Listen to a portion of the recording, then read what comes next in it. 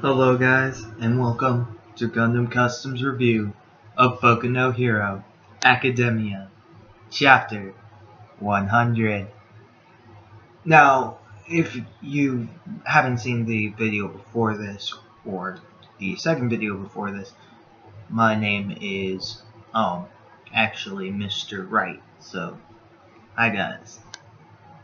But with this, Mr. Left isn't here right now, so we can't really become Gundam Custom completely, but if you watch the video, you'll understand. But with this today's chapter, I'm going to be doing something similarly different, as I am going to be doing a more or less of a live read slash reviewing it as I'm going, because I've already done a review of it.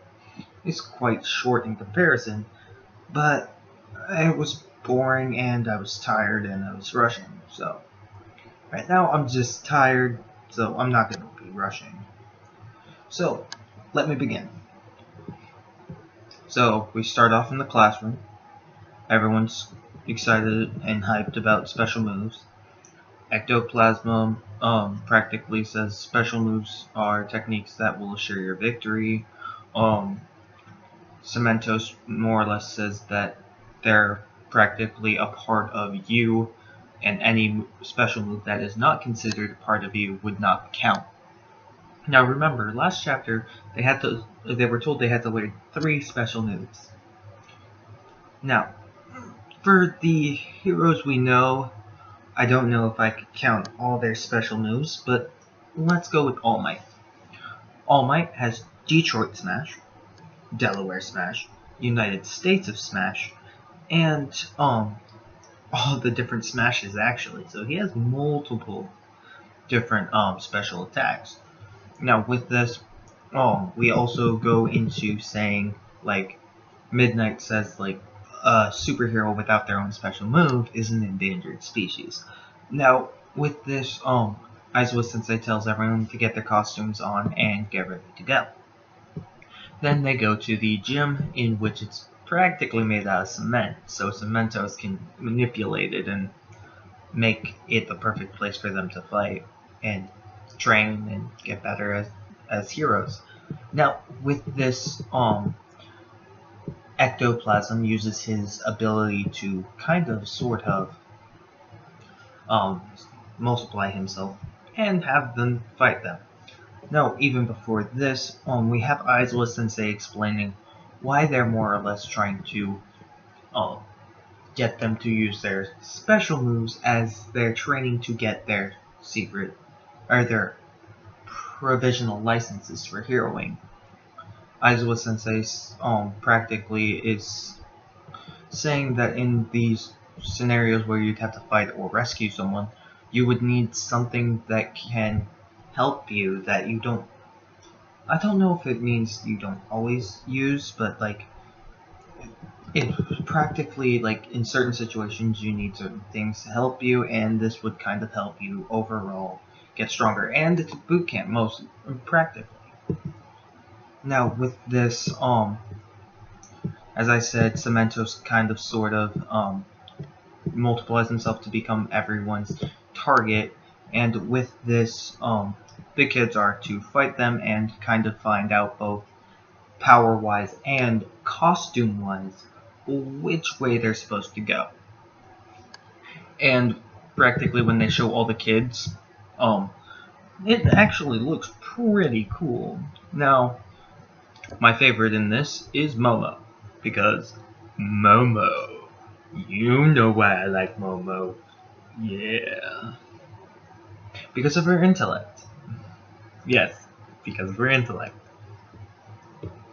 So with this, Midori kind of gets ready to do all this as well. Now we go through the fights between, like, Ojiro, the guy with the tail, and Ectoplasm. Ectoplasm is beating Ojiro, which makes, to me, no sense. Mainly because when we've gone through the USJ arc, where they're trapped in domes, he's all alone, and he takes down all those villains. Like, he didn't even look like he was injured. And he's saying he's directing where his tail's going, so I'm pretty sure he is the spy, as he's kind of sort of not showing us his true potential, or they're practically saying all those villains that he beat up by himself are really stupid. Now, I could agree they're kind of stupid, as those people with the gun quirks in the first part kind of tried to shoot Aizawa Sensei and failed miserably. But I guess they didn't know that was Aizawa Sensei. But, or well, Eraserhead in that case. But this is easy because he has a tail, and you can see the tail. It's not like it's an invisible tail like Toru or Hakagure. But Hakagure, I don't know.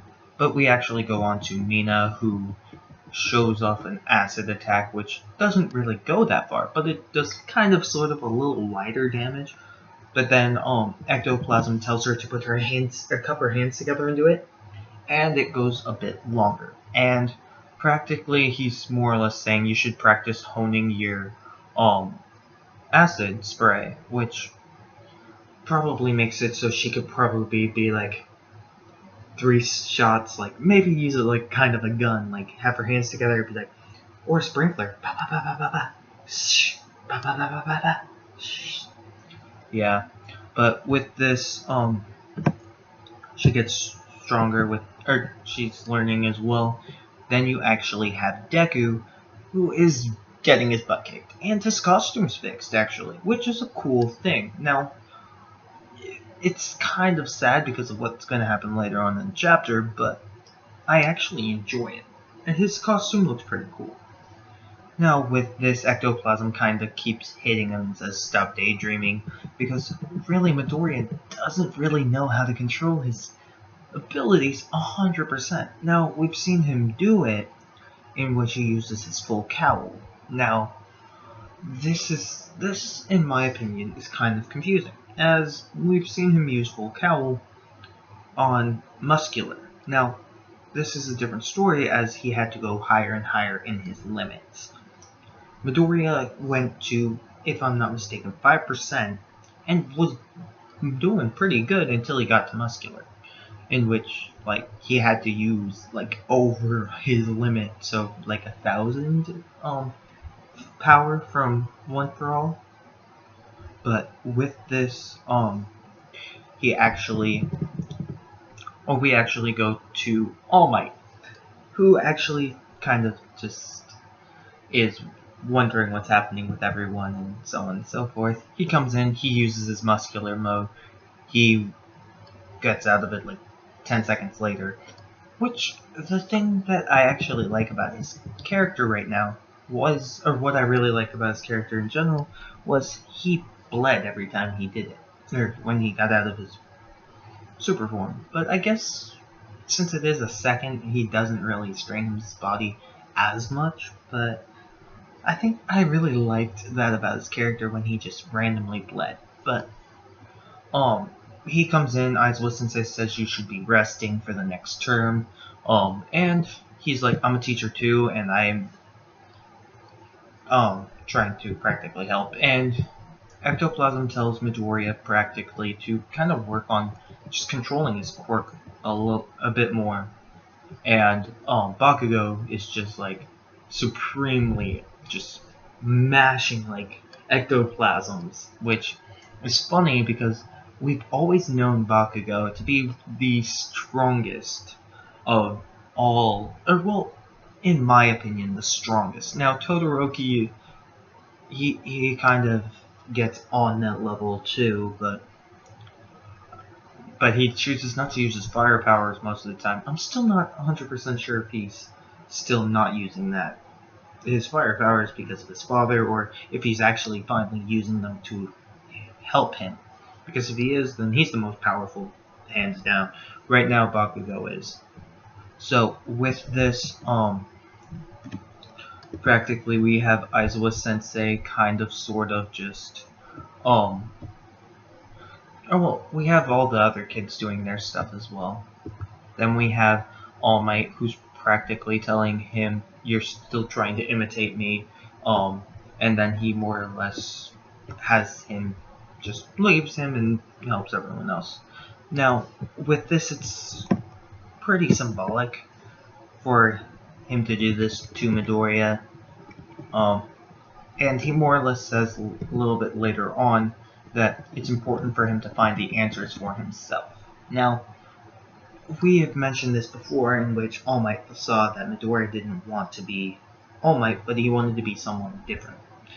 Now, with this, Midoriya is still kind of trying to follow in his footsteps while trying to be his own person. At least, what I'm thinking is happening. Now, with this, we have All Might, or Aizawa Sensei, looking at All Might, finding a book in his pocket, saying, let's see, even the biggest idiots can become a teacher too.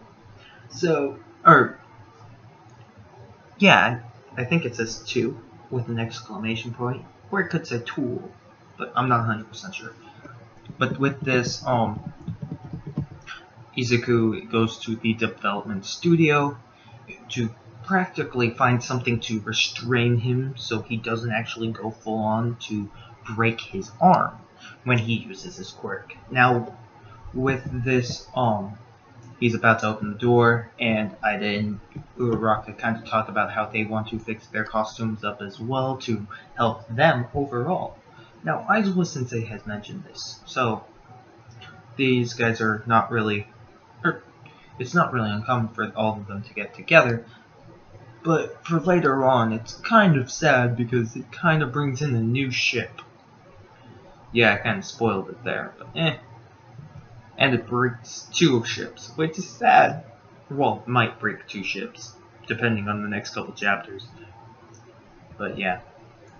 But with this, Uraraka kind of finds out Deku's there.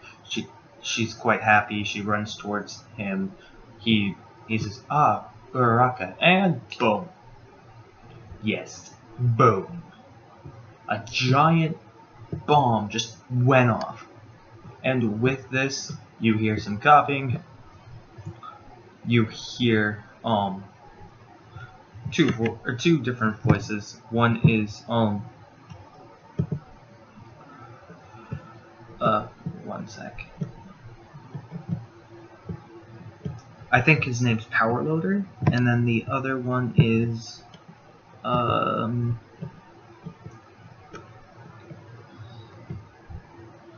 think it's Hatsume.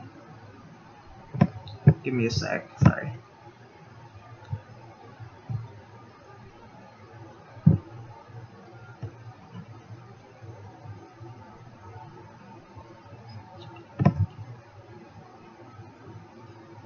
Oh, I don't even know her name.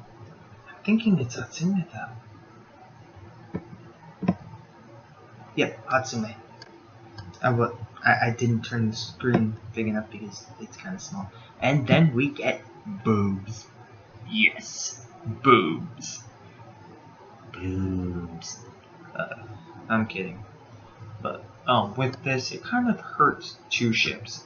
And actually, the funniest part about it is Uraraka having the words boobs by her in her panel, as if I'm not mistaken, this is Deku, who's like being like smothered by this girl who he, in my opinion, barely knows.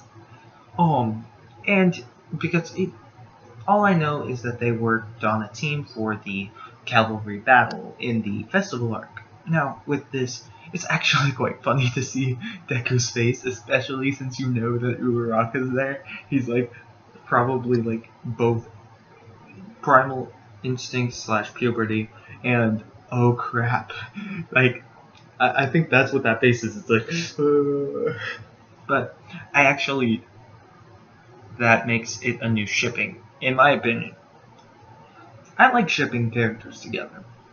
Now, for this, I really like Ida and Hatsume, but, you know, Uraraka and Deku I like together. But this one, if Horikoshi gives me enough evidence to support this, I'd be full on for this.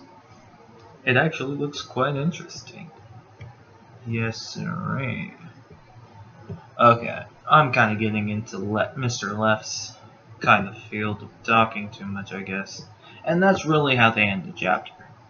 So, with this, we get the new shipping, we get the hot girl, which, hey, fan service, it's never a bad thing. It's never a bad thing to have a little fan service. Or at least in anime. Now in cartoons, if you had a little fan service, banned episode right then and there. But cartoons, for much younger people. But with this, we get the new ship, in my opinion, and we have everyone practically training.